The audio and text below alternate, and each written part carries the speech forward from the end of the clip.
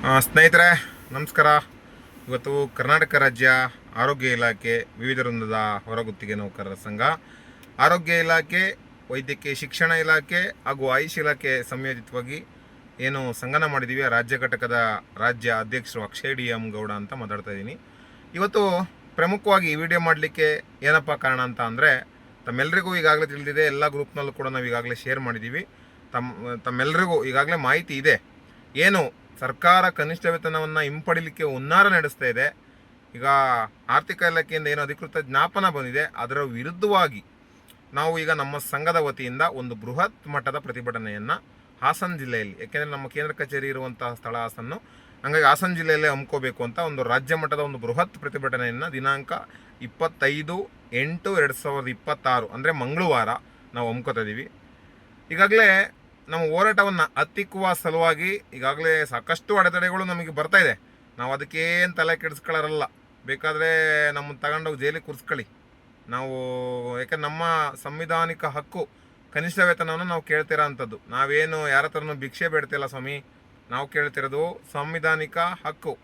ಕೃಪೆ ಅಲ್ಲ ಇದು, ಯಾರ ಕೃಪೆ ಅಲ್ಲ, ಇದು ಸಂವಿಧಾನಿಕವಾಗಿ ಇರಬೇಕಾಗಿರೋಂಥ ಹಕ್ಕನ್ನು ನಾವು ಕೇಳ್ತಾ ಇದ್ದೀವಿ. ನೀವೇ ಜಾರಿ ಮಾಡಿದ್ದೀರಿ. ನೀವು ಬೇಕಾದ್ರೆ ಇನ್ನೂ 1 ತಿಂಗಳು 2 ತಿಂಗಳು ಲೇಟಾಗಿ ಜಾರಿ ಮಾಡ್ಬೋದಿತ್ತಲ್ಲ. ನಿಮಗೆ ಆ ಥರ ಕಾನೂನು ತೊಡಕು ಇತ್ತು ಅನ್ನೋದಾಗಿದ್ದರೆ ನೀವು ಆ ರೀತಿ ನಿಧಾನವಾಗಿ ಜಾರಿ ಮಾಡ್ಬೋದಿತ್ತು. ಜಾರಿ ಮಾಡಿ ನೀವು 2 ತಿಂಗಳು ವೇತನವನ್ನು ಕೊಟ್ಟು ನೀವು ವಾಪಸ್ ಪಡಿತೀರಿ ಅನ್ನೋದಾದರೆ ಮತ್ತೆ ಯಾಕೆ ಮಾಡಬೇಕಿತ್ತು? ನಿಮಗೆ ಅವತ್ತು ಯಾವುದೇ ಸಲಹಾ ಮಂಡಳಿಗಳು ಇರಲಿಲ್ವಾ? ಸಲಹಾ ಮಂಡಳಿಗಳ ಅಭಿಪ್ರಾಯನ ಪಡೆದೇ ತಾನೇ ನೀವು ಕನಿಷ್ಠ ವೇತನ ಜಾರಿ ಮಾಡಿದ್ದೀರಿ. ಇವತ್ತು ಉಪಸಮಿತಿ ರಚನೆ ಮಾಡೋ ಅವಶ್ಯಕತೆ ಏನಿದೆ?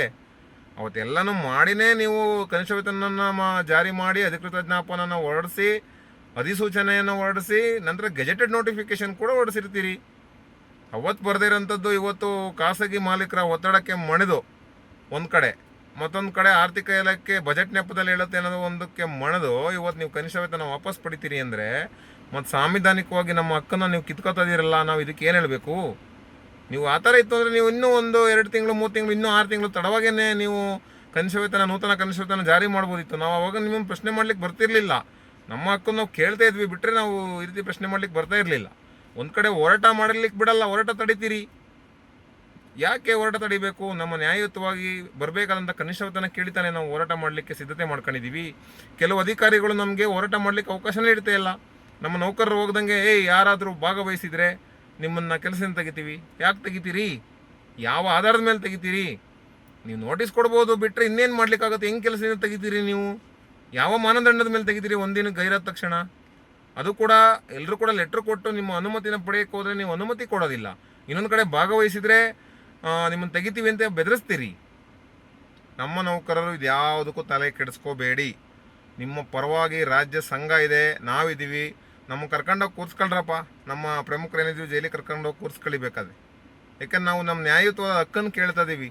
ನೀವು ಅದನ್ನು ನೀವು ಕಗ್ಗೋಲೆ ಮಾಡೋದಾದರೆ ನಿಮ್ಮನ್ನು ಕರ್ಕೊಂಡೋಗಿ ಕೂರಿಸ್ಕೊಳ್ಳಿ.